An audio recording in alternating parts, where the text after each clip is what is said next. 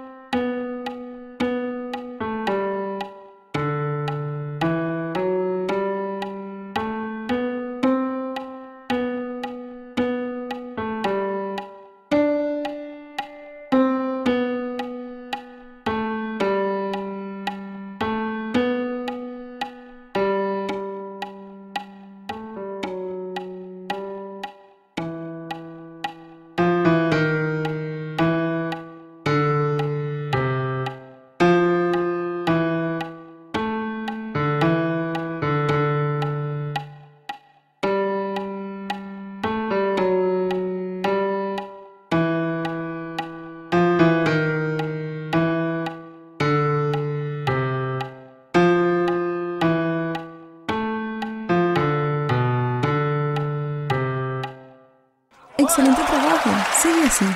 Si te gustó este video, déjame un like y no olvides suscribirte y sígueme en redes sociales. Nos vemos pronto.